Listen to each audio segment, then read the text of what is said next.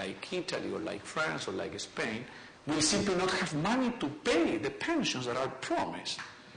And there will be a big political crisis, because you can imagine a prime minister going on television and telling the people, look, von Bismarck made a mistake in the 19th century and therefore we will have to cut your pensions in 20%. People will not like that very much. They will not be happy. They will go to the streets and they will throw stones and Molotov bombs or whatever, you see. And in Paris, this will happen in Rome, this will happen in Madrid. So a huge crisis is coming because of the way Bismarck structured a defined benefit pay-as-you-go system. Second big problem for a defined benefit system is that when Bismarck began this system, there were enormous amount of workers for each person who was retiring. Bismarck even set the retirement age at 65 in a period when the average life expectancy in Prussia was only 45. So he knew that almost nobody will reach 65 because they will go to meet their creator much before 65. But he made the promise and got the votes. So in that sense he was the perfect politician, you see, promising everybody benefit, but really an illusion because most people will not reach 65. So he did this for political purposes, very clear in his memoirs that he wanted to win elections, and therefore he promised this benefit at 65 that nobody will receive, and there were a lot of young Germans willing to work and to pay the little tax. So at the Bismarck time, no problem whatsoever.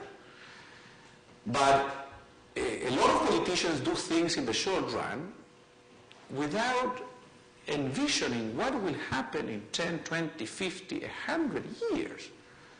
And what has happened, as you know very well, is a big demographic change by which, in the first place, fertility rates have gone down, especially in Europe, where people are not having enough children or to increase the labor force, that is, the workers who pay this payroll tax. And on the other hand, people are living much longer lives. The advances of nutrition, of health, of medicine mean that today the life expectancy in most countries is 75, 80, 85. Not in Russia. In Russia it is almost 60 or 65 because they are heavy smokers. So they smoke so much and that they die very early. And I don't know Bulgaria, how much is the life expectancy. I know you're heavy smokers also, but you also train, you look healthy. So, but in Russia at least they have a big crisis because the life expectancy is very low. So in that sense, smoking is very good for the pension system of Russia, you see. But not in a good way, but in the sense that everyone dies very young. So if tomorrow Russia were to have a non-smoking campaign, they may have a huge pension problem. So probably they cannot have a non-smoking campaign in Russia. But anyway, the life expectancy there is increasing. People are having less children. So each time there are less workers for each retiree. And that makes it much more difficult to finance the system. Because one thing is to have 30 workers for one retiree than to have eventually one worker for each retiree.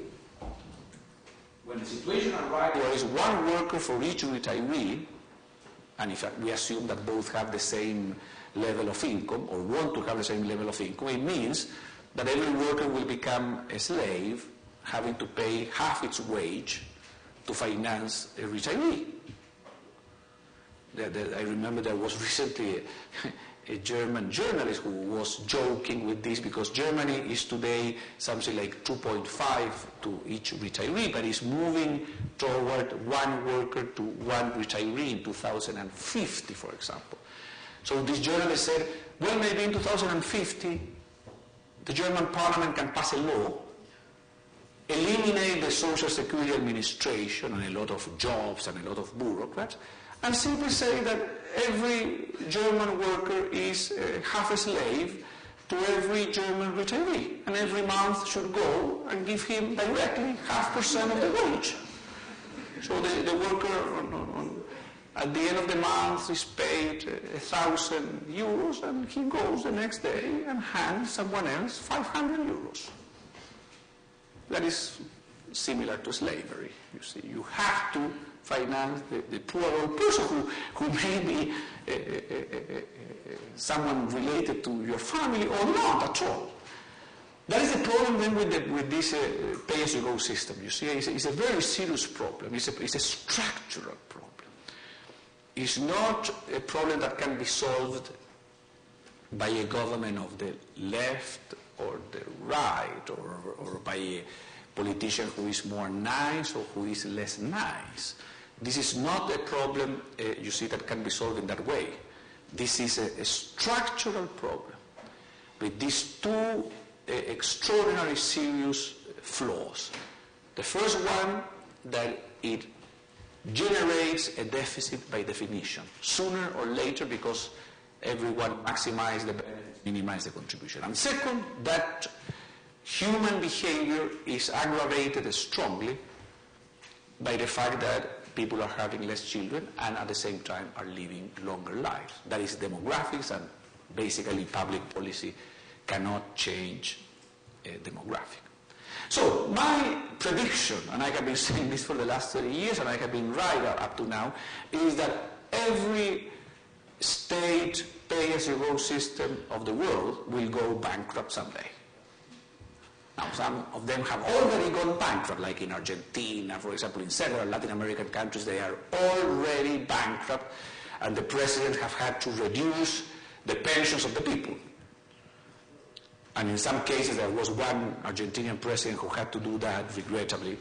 President de la Rúa was called, a very nice gentleman, a grandfather, you see, who arrived to power saying he was a very good man, but he looked at the number, and even a good man cannot create money, regrettably. So he had to announce a reduction of all pensions in Argentina, if I remember well, something like 15%.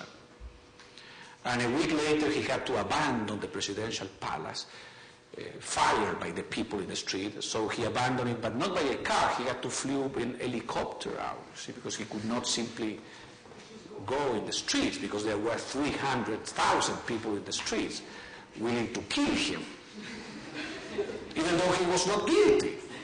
But he was the president. So some president of France,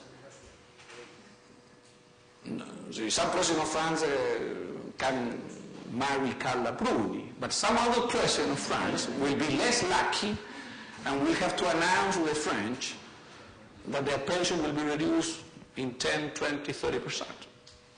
And that president may have to go out in an helicopter or whatever from the Palais de l'Élysée. Now, so that is